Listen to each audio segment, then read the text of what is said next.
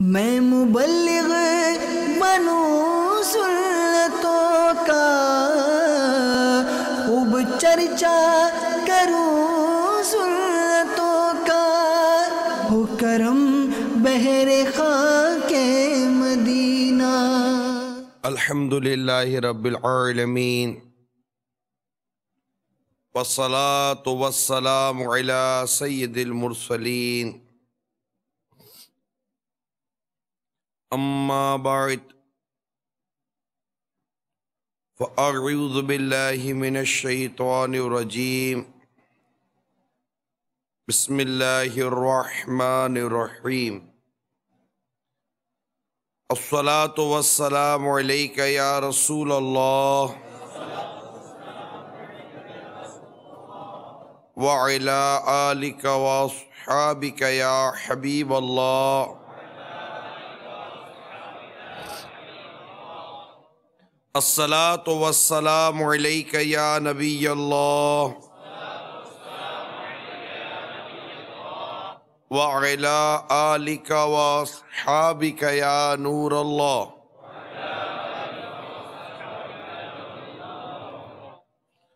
جلیل القدر محدث حضرت سیدنا ابو عروبہ حرانی رحمۃ اللہ تعالیٰ علیہ جب کسی کے سامنے حدیث پاک بیان کرتے تو پہلے درود پاک پڑھتے اور فرمایا کرتے تھے کہ حدیث کی برکت سے دنیا میں سرور کائنات صلی اللہ تعالیٰ علیہ وآلہ وسلم کی ذات اقدس پر کثرت سے درود پاک پڑھنے کی سعادت ملتی ہے، اور انشاءاللہ عز و جل آخرت میں جنت کی نعمتیں نصیب ہوں گی۔ صلو علی الحبیب صلی اللہ تعالی علی محمد۔ توبوا الی اللہ، صلو علی الحبیب صلی اللہ تعالی علی محمد۔ مکتبۃ المدینہ کی مطبوعہ 590 صفحات پر مشتمل کتاب حضرت سیدنا عمر بن عبدالعزیز کی 425 حکایات کے صفحہ نمبر 255 پر ہے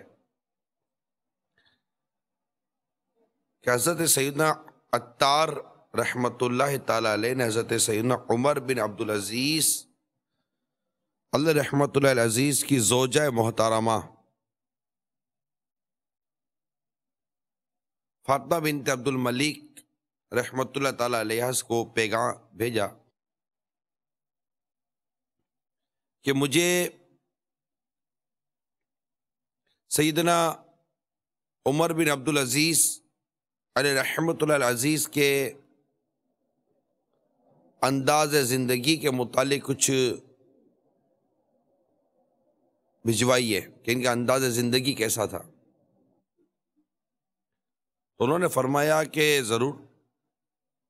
حضرت عمر بن عبدالعزیز علیہ رحمت اللہ العزیز نے اپنی ذات کو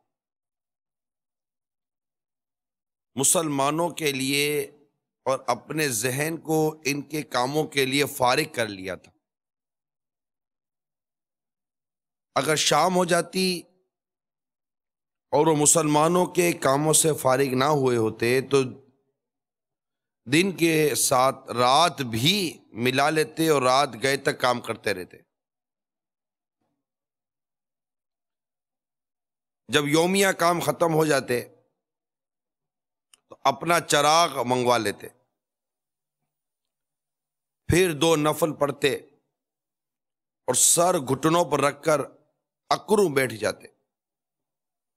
کچھ ہی دیر میں رخساروں پر آنسوؤں کی دھاڑیں بہنا شروع ہو جاتی اور اس قدر درد و کرب کے ساتھ روتے کہ گویا ان کا دل پھٹ جائے گا، روح نکل جائے گی۔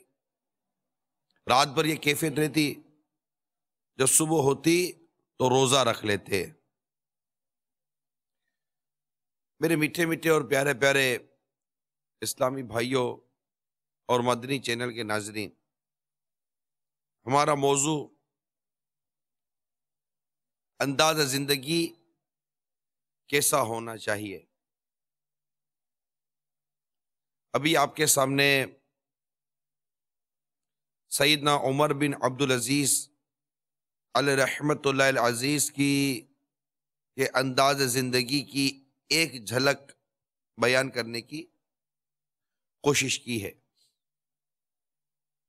مدری چینل کے ناظرین، ہمارے جو زندگی کا انداز ہے فی زمانہ، اس میں اور ہمارے اسلاف کے انداز میں بہت فرق ہے۔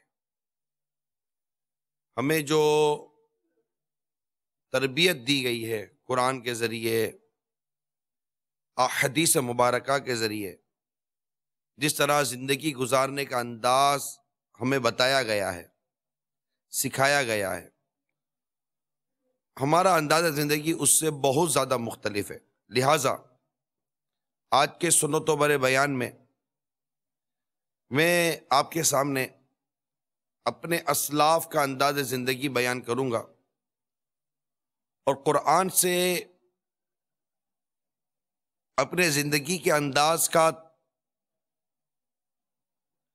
تعین کرنے کے لیے کہ ہمارا انداز زندگی کیسا ہونا چاہیے، سرکار مدینہ صلی اللہ تعالی علیہ وسلم اور صحابہ کرام علیہم الرضوان اور دیگر صالحین امت نے کس طرح رہنمائی لی، کس طرح یہ انداز قرآن سے کے احکام کے مطابق چلتا رہا، اس کے متعلق انشاءاللہ تعالی کچھ عرض کرنے کی کوشش کروں گا، کیونکہ قرآن یہ کفار کے جو انداز زندگی تھا اس کی بھرپور مذمت کرتا ہے، اور اس کی مذمت قرآن پاک کے پارہ 26 سورہ احقاف کی آیت نمبر 20 میں نقل بھی ہے، اور وہ اس طرح بیان کی گئی ہے کہ جس کا میرے آقا اعلیٰ امام اہل سنت نے کچھ یوں ترجمہ کیا کہ جس دن کافر آگ پر پیش کیے جائیں گے، یوم یعرض الذین کفروا علی النار، جس دن کافر آگ پر پیش کیے جائیں گے، ان سے فرمایا جائے گا تم اپنے حصے کی پاک چیزیں اپنی دنیا ہی کی زندگی میں فنا کر چکے اور انہیں برت چکے،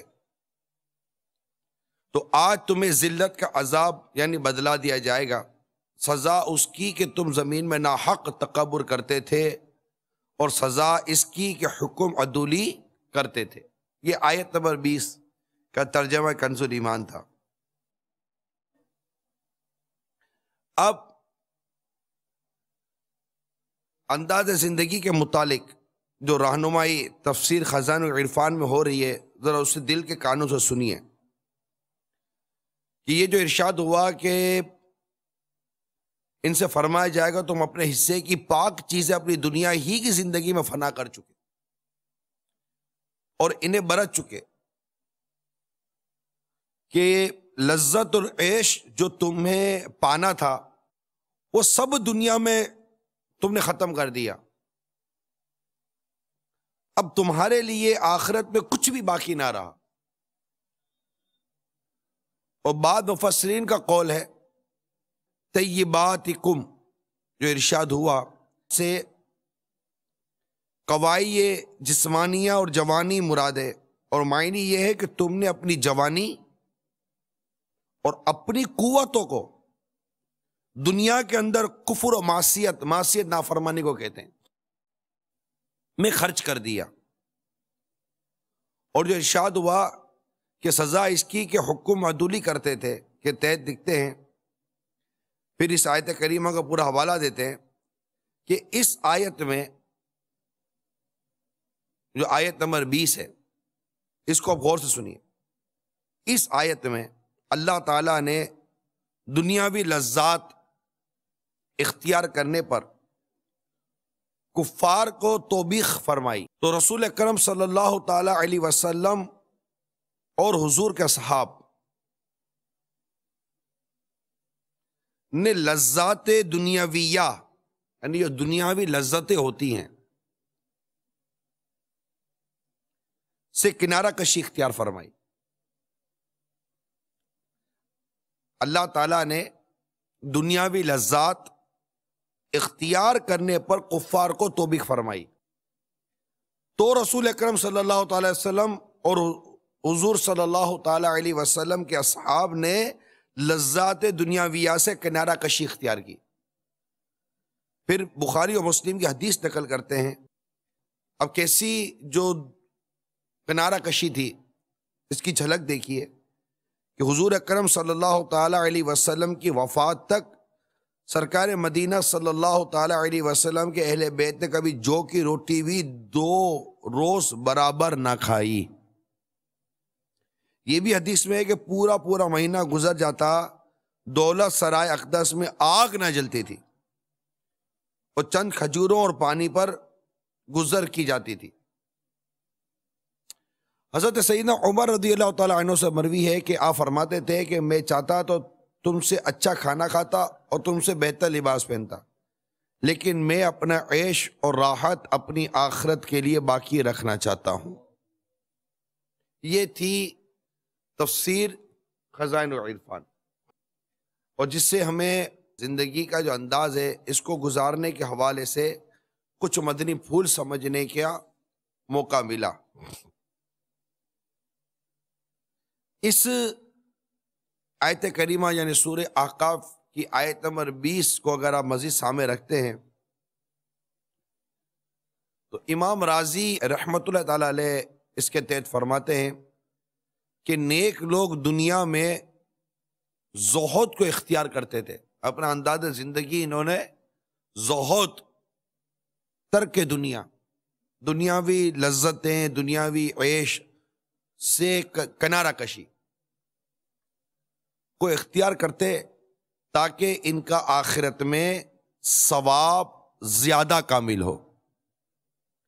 اسی طرح ہمارے پیارے آقا صلی اللہ تعالی علیہ وسلم کے ارشادات، آپ کی تربیت جو آپ نے فرمائی اپنے اصحاب کی، تو صحابہ کرام علیہ رضوان نے اس طرح کا راستہ اختیار کیا، کیونکہ ہماری زندگی میں جو ہے نا یہ انداز نہیں ہے، یا بعض اوقات ہم سمجھتے ہیں کہ یہ ابھی فی زمانہ بعض بزرگوں یا بعض تصوف یا صوفیہ جو افراد ہوتے ہیں جو تصوف بیان کرتے ہیں، ان کا زندگی کا انداز ایسا ہے اور یہ اس راستے پر چلنے کی ترغیب دلاتے۔ ایسا نہیں ہے، بندہ غور کرے، جو اس پورے بیان کا ایک سینٹرل آئیڈیا اور مقصد جو بیان کرنا چاہ رہا ہوں پہلے اس کو سمجھیے۔ وہ یہ ہے کہ جب انسان رزق حلال سے لذیذ اور پسندیدہ غذاؤں کو کھانے کی عادت بنا لے گا اور عیش و عشرت حلال ذریعے سے کے ساتھ رہنے کی عادت بنا لے گا، پرتعیش زندگی کے ساتھ زندگی گزارنے کا اپنا انداز بنا لے گا، نتیجہ کیا نکلے گا کہ پھر کبھی اس کو حلال رزق کے بجائے مشتبہ یعنی شبے والا، جس کے بارے میں ڈاؤٹ ہو کہ حلال ہے کہ حرام ہے، تو جب اس کو اس طرح سے رزق ملے گا تو اس سے بھی اپنی خواہش پوری کرے گا، کیونکہ اس کا انداز زندگی ایسا ہو چکا، اب اس کو اس کے بغیر چلے گا نہیں۔ یہ سینٹرل آئیڈیا بیان کر رہا ہوں، جس کو بالکل وہ نچوڑ بیان کر رہا ہوں۔ پھر اس کو مشتبہ رزق کے بجائے حرام رزق ملے گا تو وہ اس سے بھی اپنی خواہش پوری کرے گا، کیونکہ اس پر عادت اور نفس امارہ کا غلبہ ہو چکا اس پر۔ یہ اس کا سینٹرل آئیڈیا ہے۔ جب انسان کو تن آسانی کا جب وہ عادی بن جاتا ہے، اس کو نیند آتی ہے تو ایک بہت ہی ایک لگژری، جس کو ہم عام زندگی میں اگر ہم کہیں کہ ایک لگژری زندگی کا انداز وہ بنا لیتا ہے، ہلکی چلتی نہیں ہے، اس کو یوں کہا جائے، ہلکی نہیں چلتی، اس کو ہر چیز بھاری بھرکم چاہیے، اس کو کھانا پینا بھاری بھرکم چاہیے، اس کو رہنا کرنا بھاری بھرکم چاہیے، سادی غذائیں، کئی ایسے جن کو سادی غذائیں نہیں چلتی، سادہ لباس نہیں چلتا، سادہ مکان نہیں چلتا، زندگی کے تمام معاملات کے اندر دیکھیے، کیونکہ یہی انداز زندگی کا زیادہ تر حصہ ہوتا ہے، آدمی پہنتا کیسا ہے، کھاتا کیسا ہے، رہتا کیسا ہے، سواری کیسے لیتا ہے، یہ ساری چیزیں، یہ انداز زندگی جو ہمارا ہے نا وہ اس پہ کاؤنٹ کرتی ہیں. اور ہر شخص جو اس کا یہ انداز زندگی اگر نہیں ہے تو اس کو اپنے اس انداز زندگی نہ ہونے پر صبر کتنا ہے، وہ اس کی تگو دو میں تو لگا ہوا ہے کہ بونڈ کھل جائے تو میں یہ کر لوں، فلاں جگہ سے پیسے آ جائے تو میں یہ کر لوں، فلاں جگہ سے رقم آ جائے تو میں یہ کر لوں. اس کا انداز زندگی اس سمت ہے ضرور. لہٰذا اب آپ کو چند واقعات اور روایت عرض کرتا ہوں تاکہ ہم ان واقعات اور روایات کو سن کر اپنے انداز زندگی کا تعین کر سکیں. جیسا کہ ابھی آپ نے تفسیر میں حضرت سیدنا فاروق اعظم رضی اللہ تعالی عنہ کا ایک سوچ آپ کے سامنے آئی، مزید حضرت حفص بن ابی العاص رضی اللہ تعالی عنہ بیان کرتے. اب توجہ کے ساتھ ان روایتوں کو سنتے جائیے اور اپنے انداز زندگی کا تعین کرتے جائیے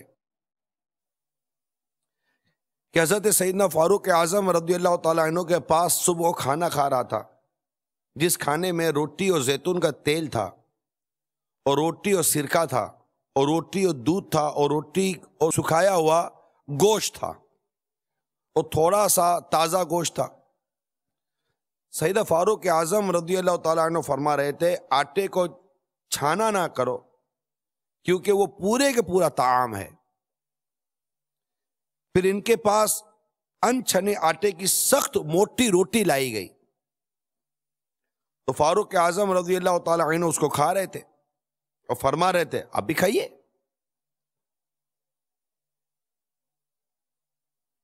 وہ کہتے کہ ہم نہیں کھا رہے تھے. فرمایا تم کیوں نہیں کھاتے ہو؟ ہم نے کہا امیر المومنین اللہ کی قسم ہم یہاں سے واپس جا کر آپ کے کھانے سے زیادہ نرم روٹیاں کھائیں گے. آپ نے فرمایا ابو العاص کے بیٹے کیا تم نہیں دیکھتے کہ میں اگر چاہوں تو ایک فربا بکرے کو بھونواؤں؟ کیا تم نہیں دیکھتے کہ اگر میں چاہوں تو 4 کلو یا 8 کلو منقع منگواؤں اور ان کو ایک مشک پانی میں ڈال کر نبیس بنواؤں؟ میں نے کہا امیر المومنین آپ ایسا کیوں نہیں کرتے؟ آپ نے فرمایا اللہ کی قسم جس کے سوا کوئی عبادت کے لائق نہیں، اگر مجھے یہ خوف نہ ہوتا کہ قیامت کے روز میری نیکیاں کم ہو جائیں گی تو میں خوشگوار زندگی میں تمہارا شریک ہو جاتا. لیکن میں نے کچھ لوگوں کے لیے رسول پاک صلی اللہ تعالی علیہ وسلم کو فرماتے ہوئے سنا ہے کہ تم اپنی لذیذ چیزیں دنیا میں لے چکے ہو اور ان سے فائدہ اٹھا چکے ہو. قتادہ رضی اللہ تعالیٰ عنہ بیان کرتے ہیں کہ ہم سے فاروق اعظم رضی اللہ تعالیٰ عنہ نے فرمایا اگر میں چاہوں تو سب سے لذیذ کھانا کھاؤں، سب سے خوبصورت لباس پہنوں، لیکن میں اپنی پسندیدہ چیزوں کو آخرت کے لیے باقی رکھتا ہوں. اور جب فاروق اعظم رضی اللہ تعالیٰ عنہ ملک شام میں گئے تو ان کے لیے ایسے لذیذ کھانے تیار کیے گئے کہ اس سے پہلے اتنا لذیذ کھانا دیکھا نہیں گیا تھا. فاروق اعظم رضی اللہ تعالیٰ عنہ نے فرمایا یہ کھانا ہمارے لیے، تو ان مسلمان فقراء کے لیے کیا ہے جو اس حال میں فوت ہو گئے کہ انہوں نے کبھی جو کی روٹی بھی پیٹ بھر کر نہیں کھائی تھی. حضرت خالد بن ولید رضی اللہ تعالیٰ عنہ نے کہا ان کے لیے جنت ہے. تو فاروق اعظم رضی اللہ تعالیٰ عنہ کی آنکھوں سے آنسو بہنے لگے، کاش ہمارے لیے دنیا کا حصہ چند لکڑیاں ہوتی. وہ مسلمان فقراء اپنے حصے میں جنت لے گئے اور ہم میں ان میں بہت فرق ہے. تو میرے میٹھے اور پیارے اسلامی بھائیوں اور مدنی چینل کے ناظرین، آپ نے دیکھا امیر المومنین عام آدمی کی بات نہیں ہے. یہاں تو امیر المومنین حضرت سیدنا فاروق اعظم رضی اللہ تعالیٰ عنہ کی سیرت پاک کا یہ حصہ، سیرت پاک کی جھلک ملاحظہ ہو کہ کس قدر سادہ زندگی آپ گزارا کرتے تھے. اور لذات دنیاویہ سے قصداً بچتے تھے نا. مجھے یاد آیا ایک مرتبہ بیرون ملک حاضری تھی، باپا کی بارگاہ میں بھی حاضری ہوئی. گرمی اتنی کہ کپڑا کاٹے بدن کو، اتنی گرمی 55 گرمی کی وجہ سے حالت بری. اور باپا نے بدن پر جیسے کہ گرمی سے وہ تھوڑے وہ دانے نکل آتے ہیں نا، دانے نکلے ہوئے تھے. باپا کو اس وقت عرض کی باپا اے سی لگا ہوا، اے سی چلا لیں، اتنی گرمی ہے، اے سی کے بغیر وہاں رہنا قریب مشکل ناممکن کے آس پاس کی بات ہے. اگر اس ملک میں اگر سارے اے سی بند ہو جائیں تھوڑی دیر کے لیے بھی تو کئی اموات ہو جائیں. تو مجھے باپا نے سیم یہی جملہ کچھ ارشاد فرمایا تھا کہ مجھے ڈر لگتا ہے کہ کہیں دنیا کی لذتیں میری آخرت کی نیکیوں کو نہ کھا جائیں. یہ مطالعے کے دوران یہ بات سمجھ میں آئی، ابھی بھی یہ جو مطالعہ کیا نا یہ بات بہت واضح سمجھ میں آئی کہ ان چیزوں کو ہمارے بزرگوں نے قصداً چھوڑا تھا. یعنی بالکل قدرت میں چیز قدرت میں، مگر یہ سوچ کر چھوڑ دینا کہیں میری آخرت کی نعمت کم نہ ہو جائے. مجھے ایک نوجوان کا واقعہ یاد آ رہا ہے، کتاب میں کہیں پڑھا تھا کہ اس نے کوئی دعا کی تو یہ دعا قبول ہوئی اور اس کو اس کی دنیاوی وہ نعمت دعا کے ذریعے مل گئی. پھر اگلے لمحے اس نے دعا کی، یا اللہ اگر اس سے میری آخرت کی کوئی نعمت کم ہوتی ہے تو یہ واپس لے لے. یہ دعا کرتے وہ نعمت دوبارہ چلی گئی. یہ آخرت کی نعمت کا کم ہونا یہ ہمارے بزرگوں کو گوارا نہیں تھا. اب چونکہ ہماری سوچ اخروی حوالے سے اتنی بنی ہوئی نہیں ہے، ہم نے دنیا کی زندگی کو ہی سب کو سمجھا ہوا ہے کہ یہیں لذتیں لے لیں، یہیں عیش و طرب کی زندگی گزار لیں، یہیں پر سب کچھ ہمارا مل جائے. آخرت کیسے سنورے گی، جنت کیسے ملے گی، قبر کیسے سنورے گی، دنیا کے 4 کمروں کی راحت اور آسانی پیدا کرنے کی خواہش رکھنے والا قبر کی راحت اور آسانی کی سوچ کیوں نہیں پیدا کر پاتا. یہ ایک لمحہ فکریہ ہے ہم سب کے لیے. ہمارے سامنے اگر لذیذ کھانا آتا ہے تو ہم نے لذیذ کھانا کیا سوچ کے ترک کیا.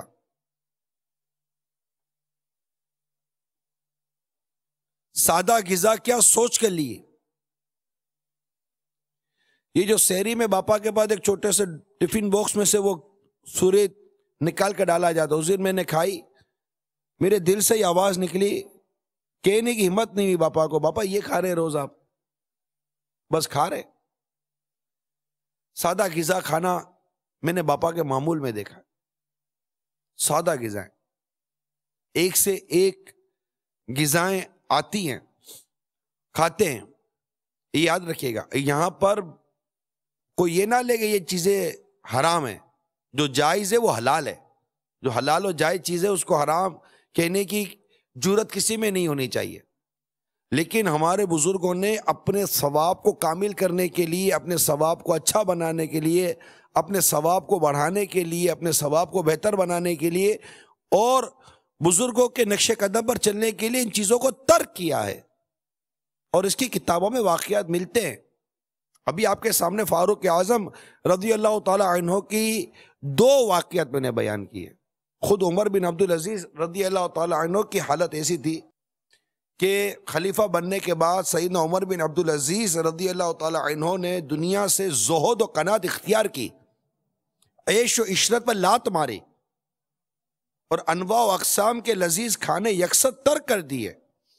معمول یہ تھا کہ جب آپ کا کھانا تیار ہو جاتا تو کسی چیز میں ڈھک کر رکھ دیا جاتا. جب تشریف لاتے تو کسی خادم سے کہنے کے بجائے اپنی مدد آپ کے تحت اسے خود ہی اٹھا کر تناول فرما لیا کرتے تھے. اتنی بھی آسانیاں نہیں چاہتی کہ کوئی خادم اٹھا کر ہمیں کھلائے پلائے اور وہ لگائے بچھائے. مشقت برداشت کرتے تھے، مشقت برداشت کرتے تھے اور اتنا کم کر دیا تھا اپنا کھانا، اور ایسی کیفیت ہو گئی تھی کہ کہتے ہیں کہ جنہوں نے عمر بن عبدالعزیز رضی اللہ تعالیٰ عنہ کو خلافت سے پہلے اس حالت میں دیکھا تھا کہ توند پیٹ نکلا ہوا تھا، تو انہی کا بیان ہے کہ خلافت کے بعد اگر میں گننا چاہتا تو بغیر چھوئے ان کی پسلیاں گن سکتا تھا. اس قدر کنارہ کشی، اس قدر کنارہ کشی.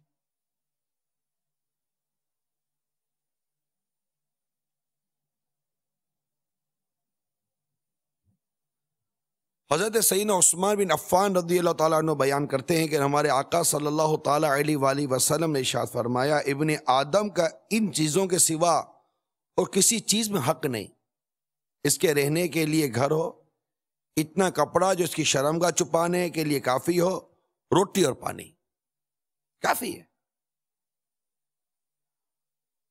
ایک اور حدیث سنیے کہ سرکار صلی اللہ تعالیٰ علیہ وآلہ وسلم نے ارشاد فرمایا، تم میں سے جو شخص اس حال میں صبح کو اٹھے کہ اس کی جگہ پورا من ہو، اس کا جسم عافیت سے ہو اور اس دن کی روزی میسر ہو، تو گویا اس کے لیے تمام دنیا اکٹھی کر دی گئی ہے.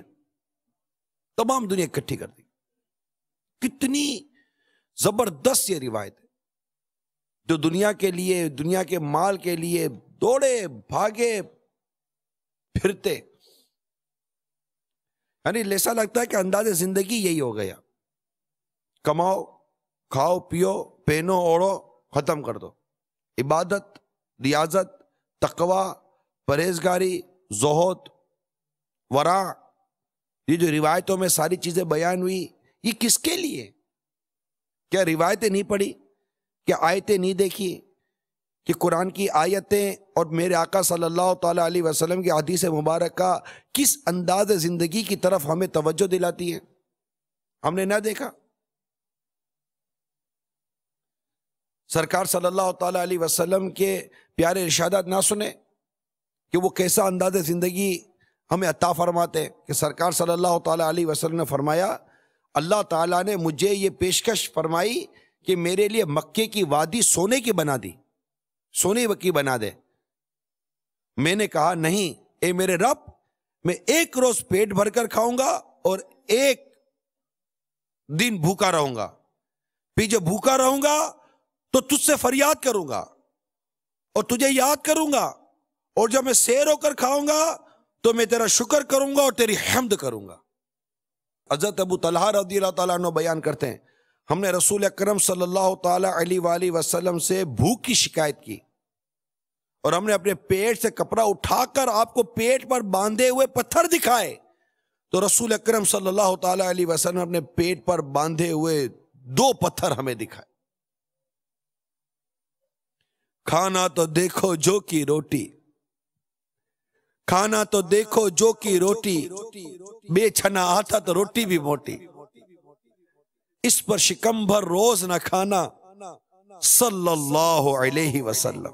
مالک دین و دنیا ہو کر دونوں جہاں کے سرور ہو کر، فاقے سے شاہ دو عالم ہے، فاقے سے شاہ دو عالم صلی اللہ علیہ وسلم، صلی اللہ علیہ وسلم، صلی اللہ علیہ وسلم.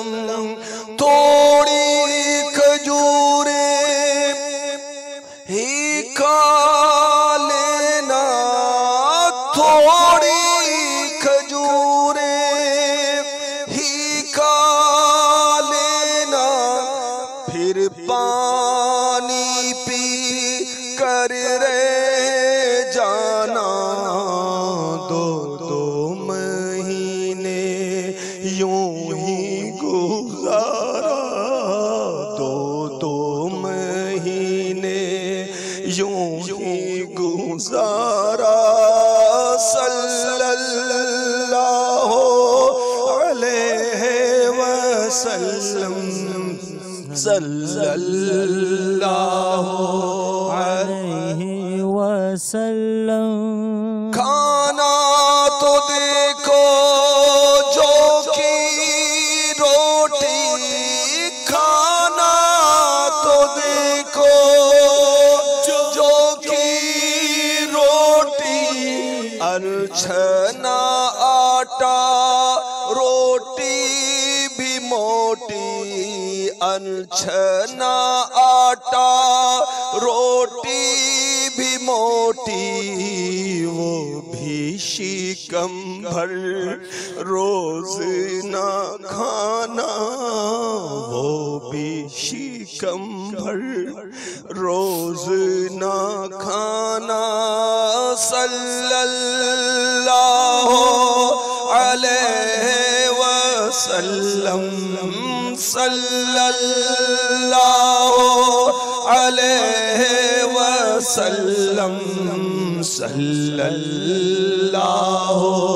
علیہ وسلم۔ قبضے میں جس کے ساری خدائی، قبضے میں جس کے ساری خدائی، اس کا بچھونا ایک چٹائی، اس کا بچھونا ایک چٹائی، نظروں میں کتنی ہیچ ہے دنیا، نظروں میں کتنی ہیچ ہے دنیا، صلی اللہ علیہ وسلم صلی اللہ علیہ وسلم صلی اللہ علیہ وسلم، صلو علی الحبیب۔ حضرت سیدنا عبد الرحمن بن عوف رضی اللہ تعالی عنہ روزے دار تھے، ان کے پاس کھانا لایا گیا، انہوں نے کہا حضرت مصعب بن عمیر رضی اللہ تعالی عنہ شہید ہو گئے، وہ مجھ سے بہتر تھے، ان کو چادر میں کفن دیا گیا، اگر ان کا سر ڈھانپا جاتا تو ان کے پیر کھل جاتے، اور اگر ان کے پیر ڈھانپے جاتے تو ان کا سر کھل جاتا، اور حضرت حمزہ رضی اللہ تعالی عنہ شہید ہوئے اور وہ مجھ سے بہتر تھے، پھر ہمارے لیے دنیا میں وسعت کی گئی اور ہم کو دنیا سے وہ کچھ دیا گیا جو دیا گیا، اور ہمیں یہ اندیشہ ہے کہ ہماری نیکیوں کا بدلہ ہمیں جلدی سے دنیا ہی میں دیا گیا ہے۔ پھر حضرت عبد الرحمن بن عوف رضی اللہ تعالیٰ عنہ رونے لگے اور کھانے کو چھوڑ دیا، یہ ان کی مدنی سوچ ہوتی تھی۔ حضرت عائشہ صدیقہ رضی اللہ تعالیٰ عنہا بیان کرتی ہے، رسول اکرم صلی اللہ تعالیٰ علیہ وسلم کے پاس ایک پیالے میں دودھ اور شہد آیا، آپ نے فرمایا تم ایک گھونٹ پی کر ایک پیالے میں رکھ دو، مجھے اس کی ضرورت نہیں، میں یہ نہیں کہتا کہ یہ حرام ہے، میں اس کو ناپسند کرتا ہوں کہ اللہ تعالیٰ قیامت کے روز مجھ سے دنیا کی زائد چیز کے متعلق سوال کرے، میں اللہ کے لیے تواضع کرتا ہوں، اور جو اللہ کے لیے تواضع کرے اللہ اس کا سر بلند کرتا ہے، اور جو تکبر کرتا ہے اللہ تعالیٰ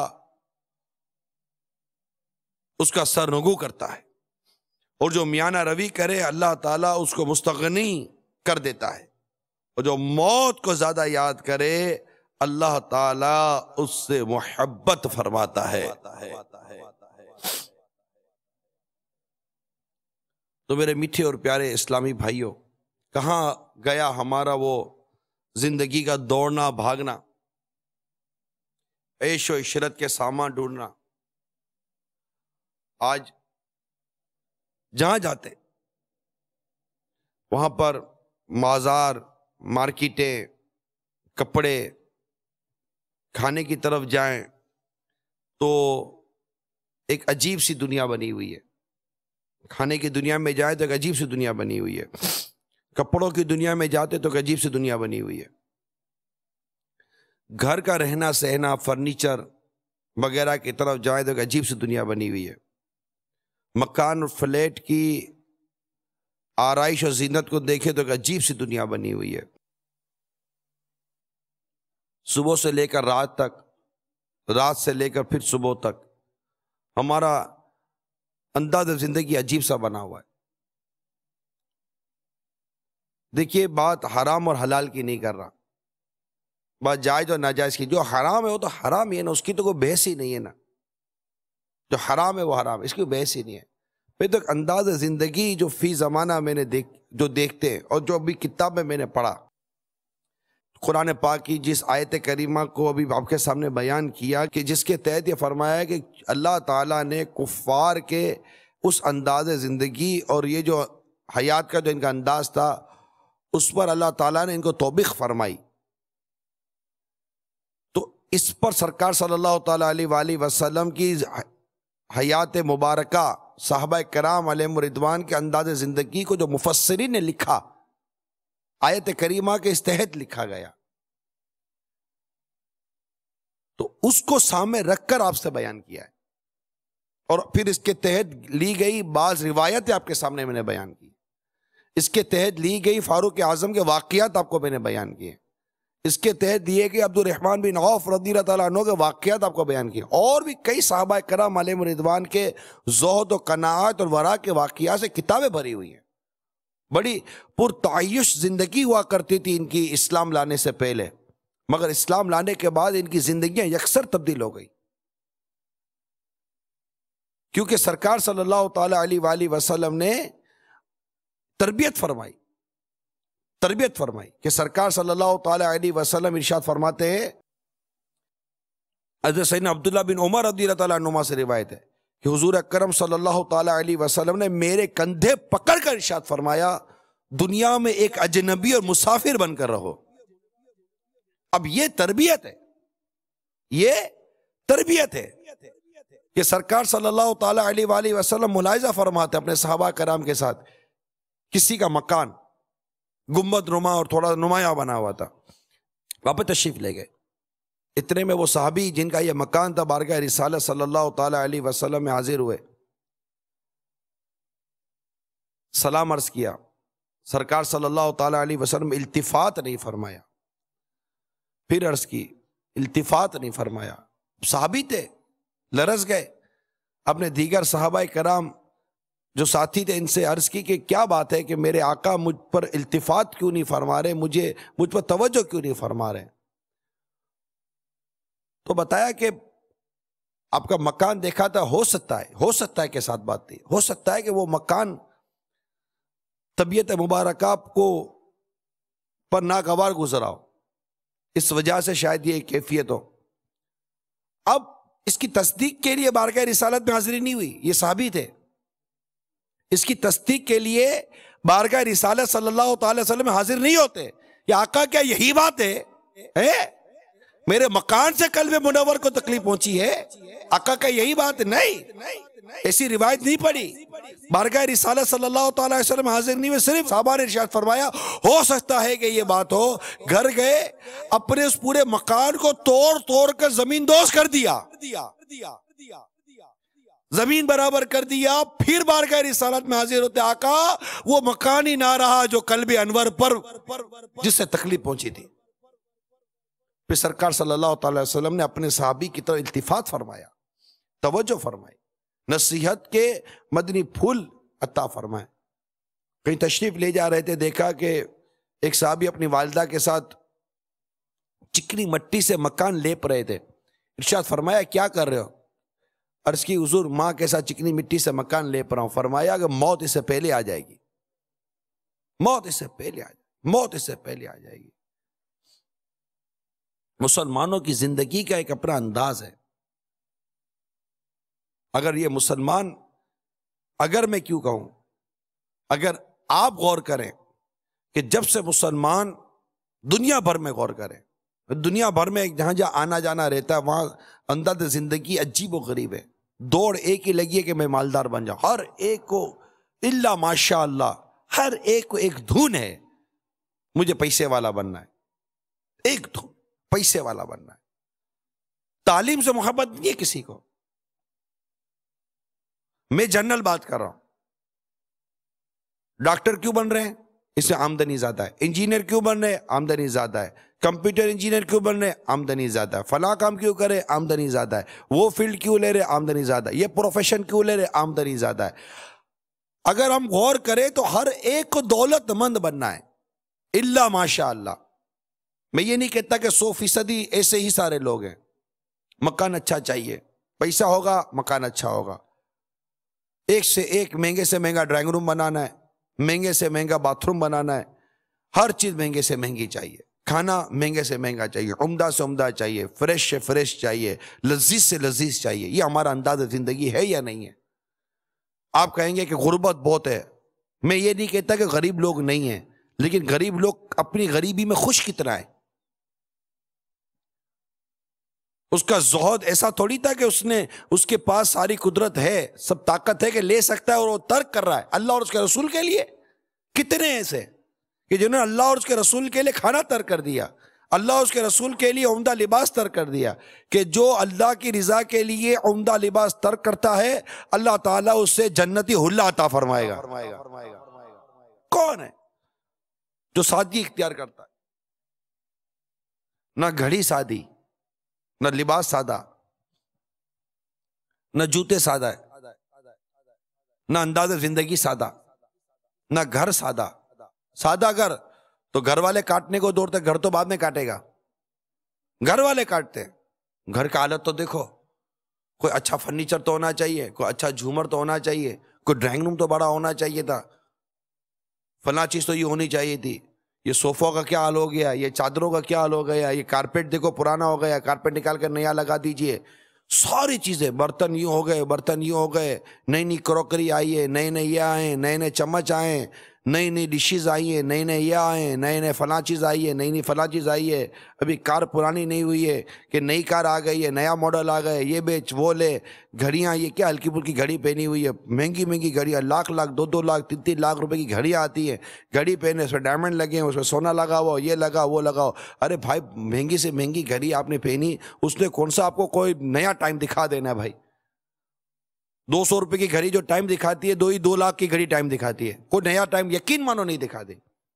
دیکھیں میں نے ناجائز حرام کی کوئی میں نے بحث نہیں کی آپ سے، نہ میرا یہ موضوع ہے.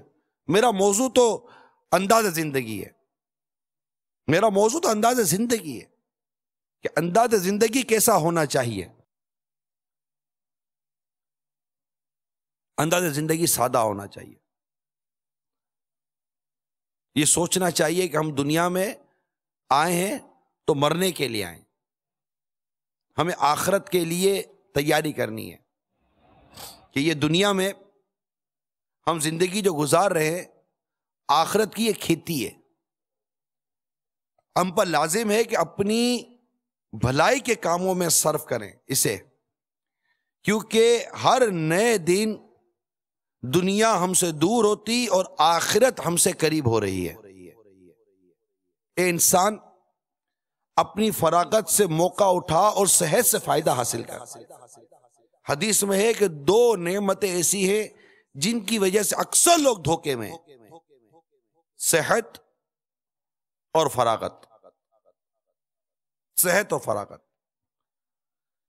دھوکے میں. ان دونوں چیزوں کو عبادت میں گزارنے کے بجائے، اگر فراغت ہے تو آدمی زبردست عبادت کرے، مطالعہ کرے. جو لوگ بزی ہو جاتے ہیں پھر جب مطالعے کی سوچ بنتی ہے تو ان کے پاس ٹائم نہیں ہوتا. جب بیمار ہو جاتے ہیں پھر عبادت کا ذہن بنتا ہے تو بدن میں طاقت نہیں ہوتی. آج بدن میں طاقت ہے، صحت ہے، تندرستی ہے، اس کو عبادت میں گزاریے. اعلیٰ حضرت کے شہزادے مفتی اعظم ہند مصطفیٰ رضا خان علیہ رحمت الحنان لکھتے ہیں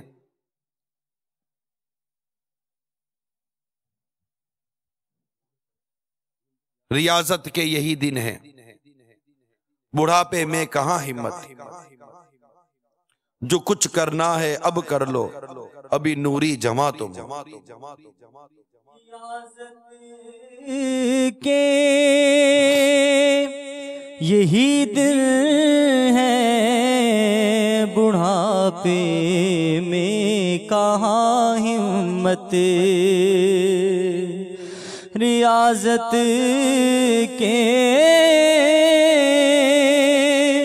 یہی دن ہے، بڑھاپے میں کہاں ہمت، جو کچھ کرنا ہے اب کر لے، ابھی نوری جوان تم ہو، جو کچھ کرنا ہے اب کر لو، ابھی نوری جوان تم ہو۔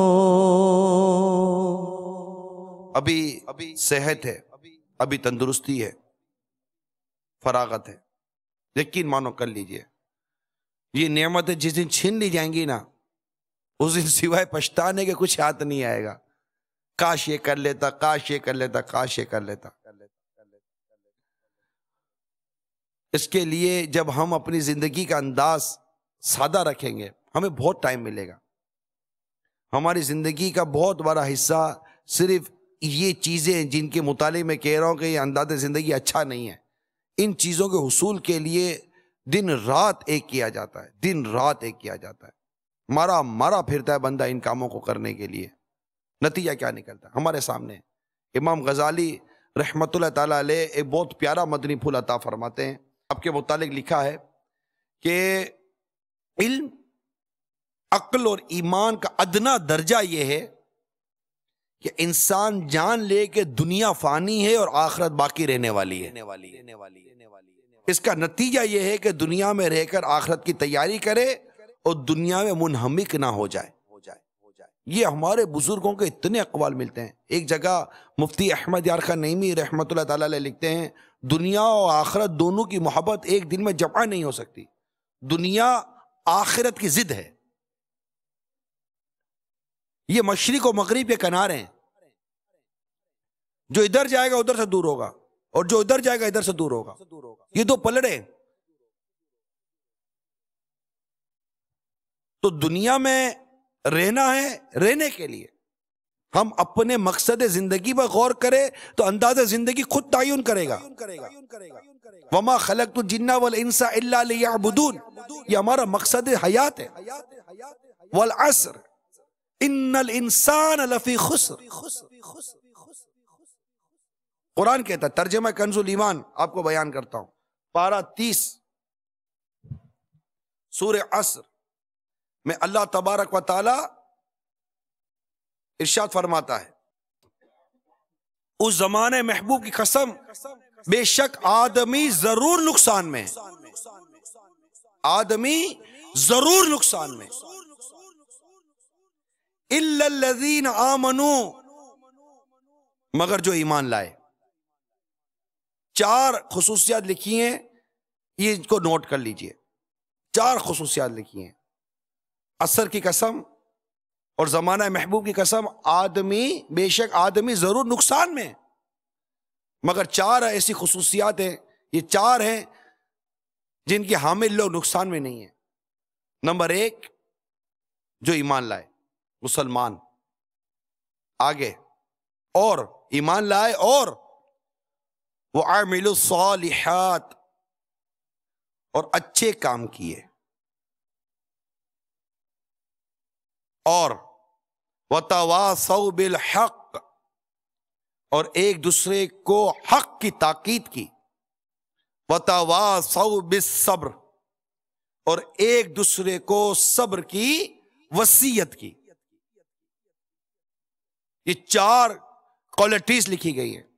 کیا یہ انداز زندگی ہمارا ہے؟ اس پر غور کرنا چاہیے، سوچنا چاہیے۔ قرآن کی آیتوں سے، سرکار صلی اللہ تعالی علیہ وسلم کے ارشادات سے صحابہ کرام علیہم رضوان کے افعال و کردار سے، بزرگان دین کے اقوال سے آپ کے سامنے میں نے انداز زندگی کیسا ہونا چاہیے یہ بیان کرنے کی کوشش کی۔ قلیل الغذا بن جائیں، اللہ مجھے بھی بنا دے، آپ کو بھی بنا دے، قلیل الغذا بن جائیں، غور و تفکر میں لگ جائیں، آخرت کا کیا بنے گا، قبر کا کیا بنے گا، بزرگوں کا غور کرتے رہے، یہ کیسے جیتے تھے، یہ کیسے رہتے تھے۔ سرکار مدینہ صلی اللہ تعالی علیہ وآلہ وسلم فرماتے آدمی اپنے پیٹ سے زیادہ برا برتن نہیں بھرتا، انسان کے لیے چند لقمے کافی ہیں، جس کی پیٹھ کو سیدھا رکھیں، اگر ایسا نہ کر سکے تو تہائی کھانے کے لیے، تہائی پانی کے لیے اور ایک تہائی سانس کے لیے ہو۔ حضرت مفتی احمد یار خان نعیمی رحمۃ اللہ تعالی علیہ نے قدرے بھوکا رہنے کے 10 فائدے لکھے، 10 فائدے قدرے بھوکا رہنے کے، کم کھانا نہیں ہے، قدرے بھوکا رہے، 10 فائدے۔ جسمانی صحت پہلا فائدہ، دل کی صفائی، طبیعت حشاش بشاش رہتی ہے، اسے واقعی دیکھا ہے، جب پیٹ تھوڑا خالی ہونا تو طبیعت بڑی حشاش بشاش ہوتی ہے، مزہ آ رہا ہوتا ہے، ہلکا پھلکا بدن ہو جاتا ہے، اور یہاں پیٹ میں ڈالا تو طبیعت بوجھل سی ہو جاتی ہے، چستی آتی ہے، دل نرم ہوتا ہے، عاجزی اور انکساری پیدا ہوتی ہے، تکبر اور غرور ٹوٹتا ہے، گناہوں میں کمی آتی ہے، درمیانی درجے کی نیند آئے گی، عبادات کا شوق پیدا ہوگا، ذکر الہی میں لذت و ذوق نصیب ہوگا۔ یہ 10 فائدے مفتی احمد یار خان نعیمی رحمت اللہ تعالی علیہ نے میراث جلد 7 صفحہ نمبر 29 پر تحریر فرمایا ہے۔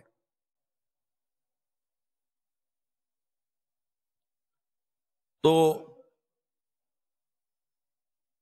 کفل مدینہ، کفل مدینہ، کفل مدینہ انشاءاللہ۔ مگر یاد رکھیے اللہ کی حلال کی ہوئی چیزوں کو حرام کہنا یہ منع ہے قرآن میں، اس کو سختی کے ساتھ منع کیا گیا، حرام نہیں ہوتا، جو حلال ہے وہ حلال ہے۔ ہمارے بزرگوں نے، ہمارے اسلاف نے یہ بھی لیا، ہمارے سامنے امیر سنت کی ایک زندگی ہے، ان کا انداز ہے، ان کا رہنا، کھانا پینا، پہننا، سونا سب سادہ ہے، سب سادہ ہے۔ آپ نے دیکھا نہیں جیب میں ہاتھ ڈال کر نکالتے، بعضوں کا دکھائے گا، اگر کوئی جیب کاٹے گا بھی تو کیا ملے گا؟ تسبیح ملے گی، نہیں رومال ملے گا، اور کیا ہے میرے جیب میں؟ اس کو کیا ٹینشن ہوگا؟ جب بھوک لگتی ہے تو کھانا مل جاتا ہے، نیند آتی ہے تو بستر مل جاتا ہے، وضو کے لیے پانی موجود ہے، نماز کے لیے جگہ موجود ہے، کیا چاہیے انسان کو؟ پیٹ بھر جائے اتنی روٹی چاہیے، وہ بھی تھوڑا بھوکا رہے،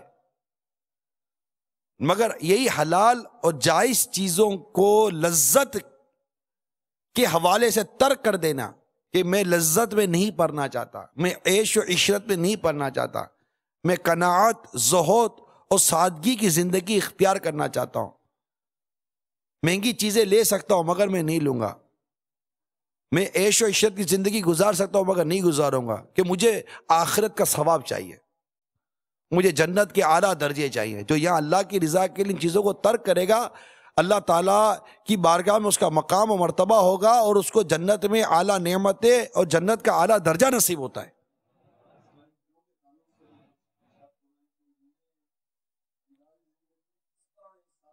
گھر میں بھی آزمائش ہے، اور کچھ ویسے بھی شاید پتہ نہیں طبی طور پر بھی ان کی کچھ رجحان فیشن اور وہ بس اس طرف کافی ہوتا ہے۔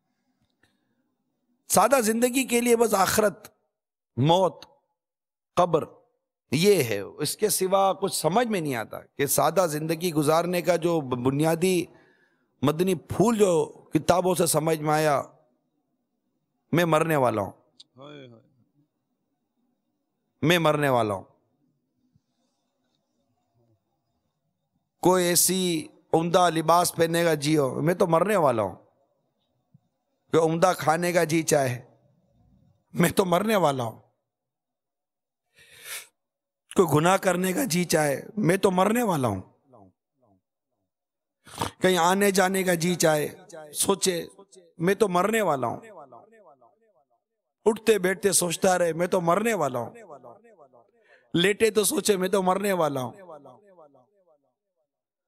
ہر چیز میں سوچے میں تو مرنے والا ہوں. کوئی چیز سامنے آئے اپنانے کا جی چاہے، میں تو مرنے والا ہوں. تو جب یہ سوچ بنے گی نا میں تو مرنے والا ہوں، میں مرنے والا ہوں، میں تو ابھی مروں گا، میں تو ابھی مروں گا، ابھی مرا، ابھی مرا. تو موت اس طرح ہمارے قلب و ذہن پر طاری ہوگی، ساتھ ہی خود آتی ہے. اب نہ مرنے کا ذہن بنا ہو، جبکہ یہ ذہن بنانے سے بندہ جیے گا نہیں، مرنا تو پڑے گا، موت تو ہے.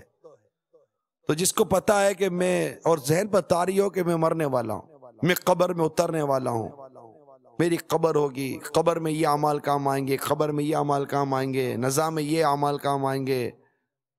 یہ ساری چیزوں بھی جب تک اس کی توجہ ہوگی تو اس کی زندگی میں از خود ایک سادگی پیدا ہوتی ہے، اور دنیا کی زیب و زینت اور پرتعیش زندگی سے کنارہ کشی از خود اختیار کر لیتا ہے. اب موت ہی کا خیال، موت ہی کا تصور نہ ہو، اور نوٹے کمانے کی، نوٹے دیکھ دیکھ کر جینے کی تمنا ہو، اچھی اچھے انداز زندگی اپنا کر جینے کی تمنا ہو، پرتعیش زندگی اختیار کر کے جینے کی تمنا ہو. سادہ زندگی اختیار کرو اسلامی بہنوں، گھر بھی سادہ، لباس بھی سادہ، کھانا بھی سادہ. ہم اختیار کریں، ہمارے بچے اختیار کریں گے.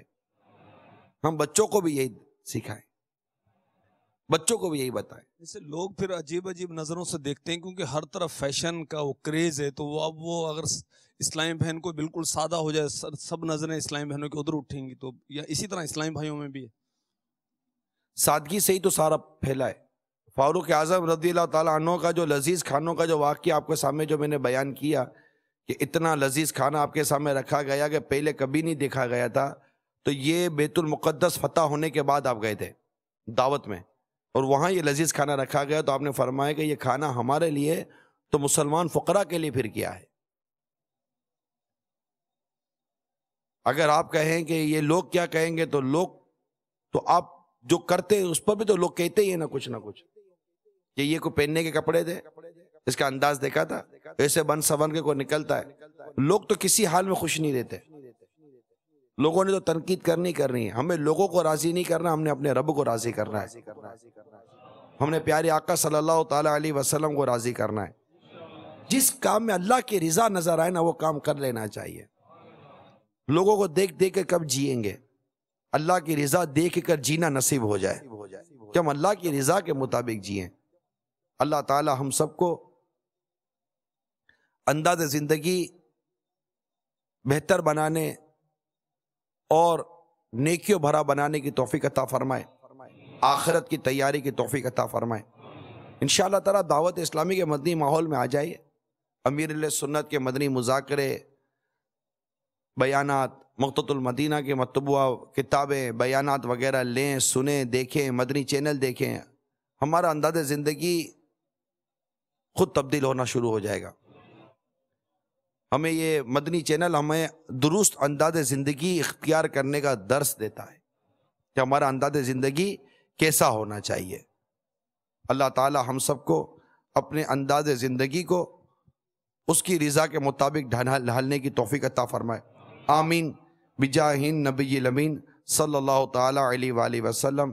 میں مبلغ بنوں سنتوں کا، خوب چرچا کروں سنتوں کا، ہو کرم بہر خواہ